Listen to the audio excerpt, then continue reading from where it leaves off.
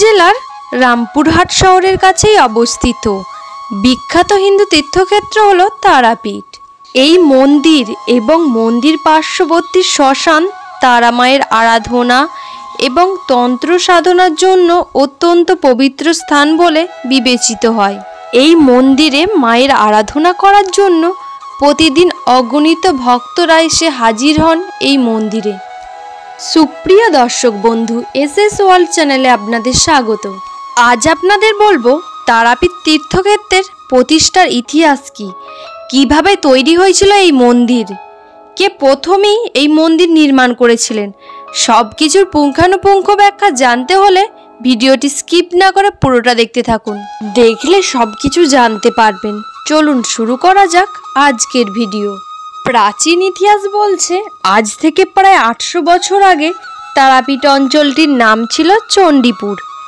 কথিত আছে বীরভূমের রত্নাগড়ের বাসিন্দা একজন বিখ্যাত বণিক জয়দত্ত সওদাগর বাণিজ্য করে জলপথে ফিরছিলেন এই পথ ধরেই।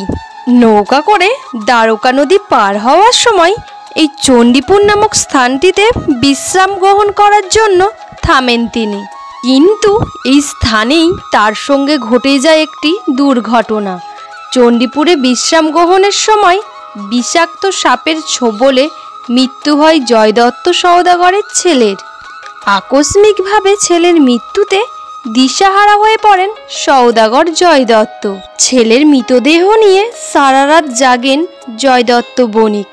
পরের দিন সকালে নৌকার মাঝিরা রান্না করার জন্য শোল মাছ কেটে কাছেই থাকা একটি কুণ্ডের জলে ধুতে যায়, কিন্তু আশ্চর্যজনকভাবে দেখা যায় ওই কুণ্ডের জলে শোল মাছের কাটা টুকরোগুলি ধুতে গিয়ে শোল মাছটি প্রাণ ফিরে পায় এবং জলে ফিরে যায়।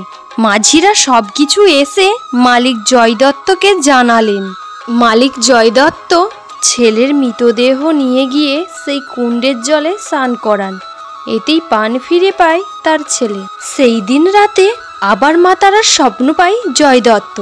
স্বপ্নে মা তারা বলেন সেই স্থানে একটি শ্বেত শিমুল গাছের নিচে একটি শিলা বিগ্রহ আছে। সেই শিলা বিগ্রহটি যেন একটি মন্দির প্রতিষ্ঠা করে সেখানে রেখে পুজো শুরু করা হয়। পরের দিন সকালে জঙ্গল থেকে সেই শিলা বিগ্রহটি পেয়ে একটি ছোট মন্দির প্রতিষ্ঠা করে সেখানে দৈনন্দিন পুজো শুরু করেন জয়দত্ত। এরপর বহুবার সেই মন্দিরে নানাভাবে সংস্কারের কাজ হয়েছে।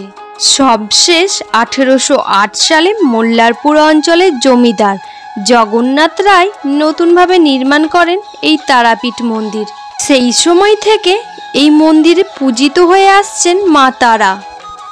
এই ছিল আজকের ভিডিওটি ভালো লাগলে লাইক কমেন্ট শেয়ার করবেন, আর যারা আমার চ্যানেলে নতুন আছেন সাবস্ক্রাইব করে পাশে থাকবেন এবং পাশে থাকা বেল বাটনটি প্রেস করে রাখুন যাতে ভিডিও পোস্ট করার সাথে সাথেই আপনার ফোনে চলে যায়।